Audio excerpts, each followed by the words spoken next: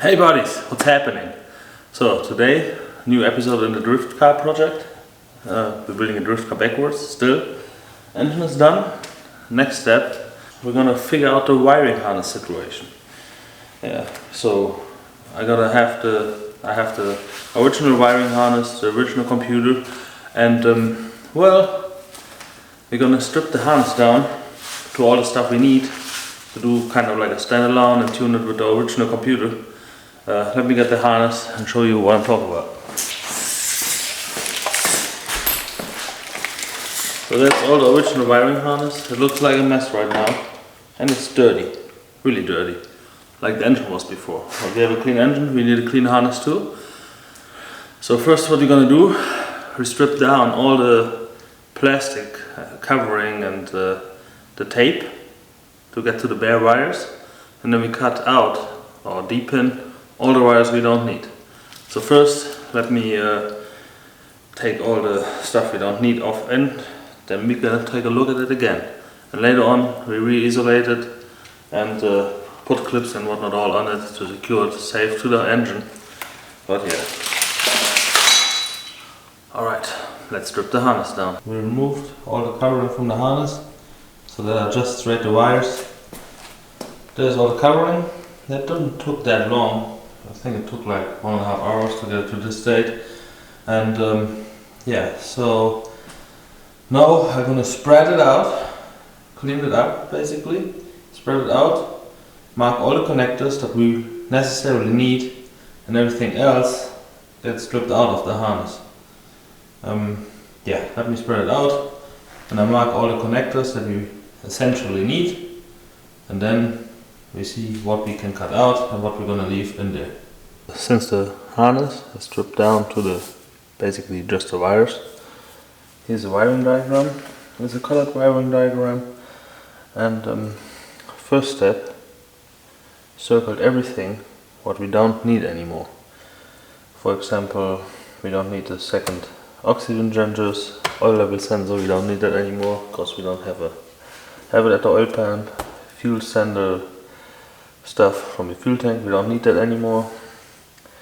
The automatic transaxle stuff, we don't need that anymore because we're going with a 6-speed transmission probably, like a TF56. Fuel tank pressure sensor, the whole exhaust gas recirculation, evap, all that has got to go. So the process is pretty simple basically. For example, let's take something simple, the oil level switch. It's straightly grounded, so it has a wire going to the ground, and it has a brown wire going to 40 here, going to pin 70. So what we're gonna do is we're gonna look for pin 70 at the connectors.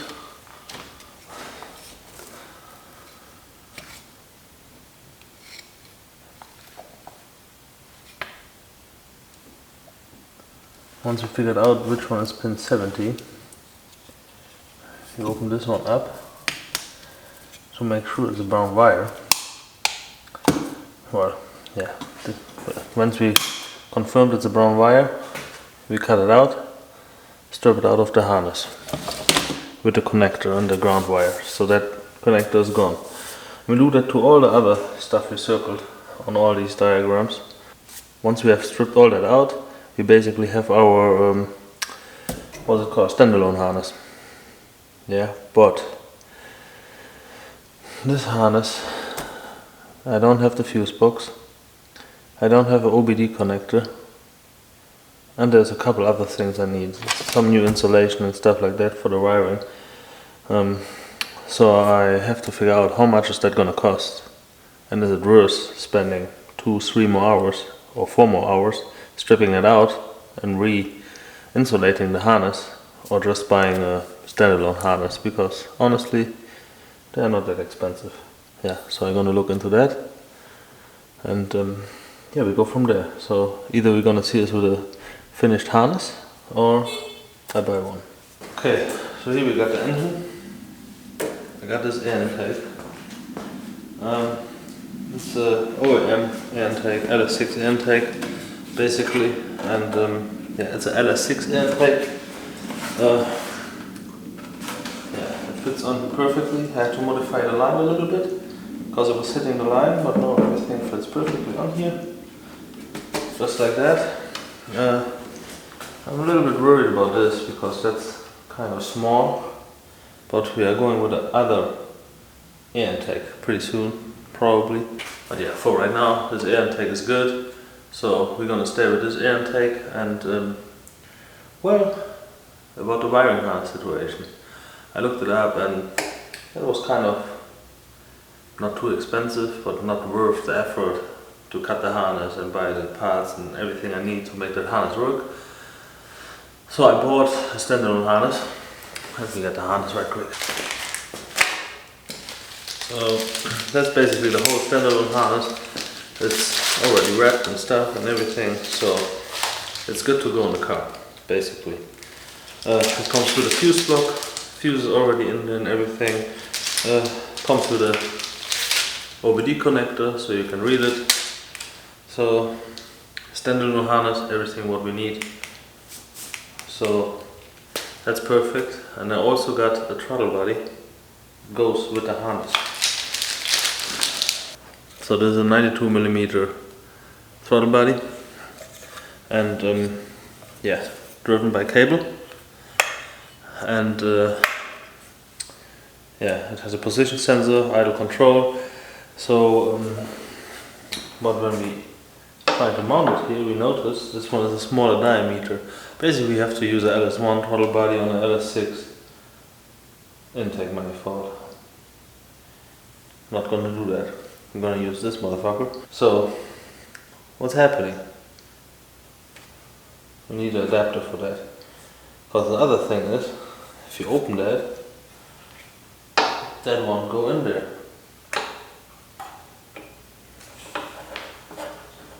Yeah. I think that opening is more like 80, maybe 85mm. So this is quite a little bit bigger. So we have kind of like a bottleneck here, or whatever you're gonna call it. But like I said, we're probably going with the sheet metal air tag later on. And this intake, this throttle body will be just fine for that. But for right now, for the goals we are aiming for, the performance we want, this is just gonna be fine.